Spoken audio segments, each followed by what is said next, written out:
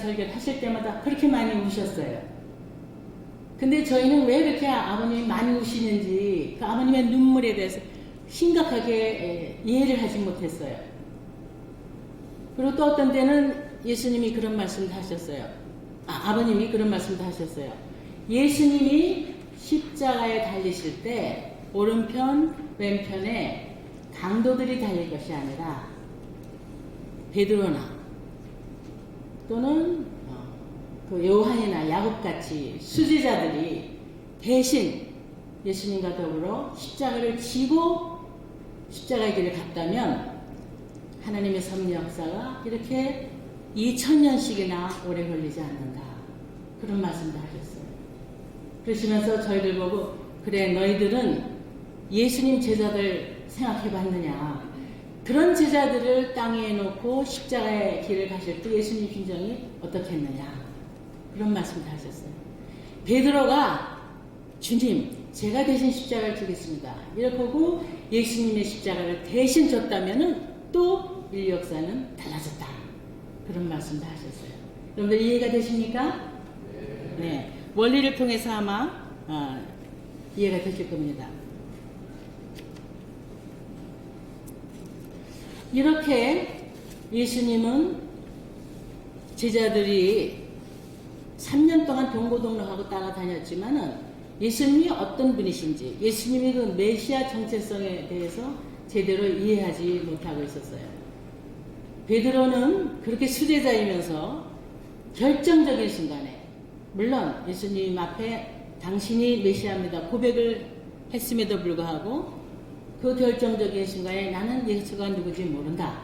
3번이나 부인을 했고 또 요한이나 야곱같이 수제자에 들어가는 그 제자들도 예수님이 아마 독립운동을 하러 오신 분인가 이런 생각도 했던 것 같아요.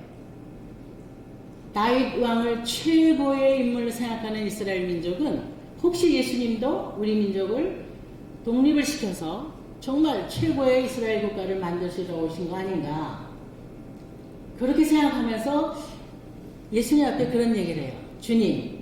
주님이 큰 나라를 이루시게 되면 저와 제 동생을 야곱과 요한이 형제거든요.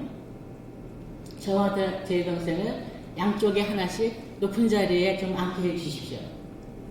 이렇게까지 얘기를 했어요. 그런 제자들을 놔두고 예수님은 십자가의 길을 갔어요.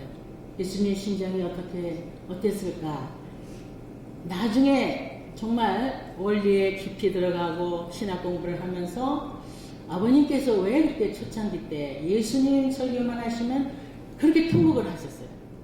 그냥 정말 그 잠바가 다 젖도록 눈물 흘리시고 말씀을 잊지 못하시고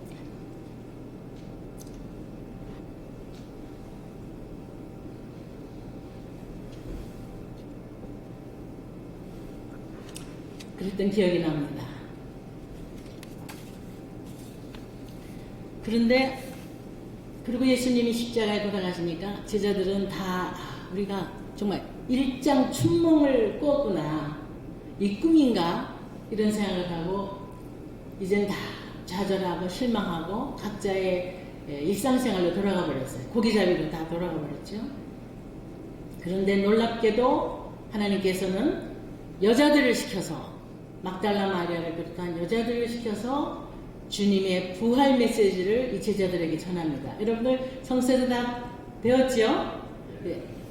주님이 부활하셨다. 주님이 부활하셨다. 이 부활 소식이 일상으로 돌아가서 좌절하고 실망하던 그 제자들을 다시 불러 모으게 된 거죠. 그래서 마가의 다락방에서 성령의 역사가 일어나면서 제자들이 부활합니다.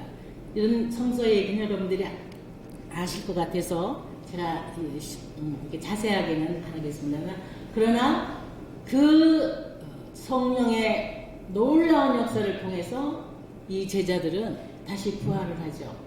부활을 하고 무엇이 또 이들을 더욱더 큰 용기를 갖게 했느냐 하면은 예수님으로부터 내가 다시 오마. 내가 곧 다시 온다. 이런 언약의 말씀이 있었기 때문이에요. 여러분 다 기억하시죠? 예수님이 다시 와서 여기 있는 사람들 중에 나가 다시 오는 것을 볼 사람도 있겠다. 이렇게까지 말씀을 하시니까 예수님 제자들은 정말 자기들이 살아있는 동안에 다시 주님을 만날 수 있다는 이런 열망과 이런 그 기대를 굉장히 갖게 된 거죠. 그러니까 예수님께서 이제 하늘나라로 승천하시면서 내가 곧 다시 오마.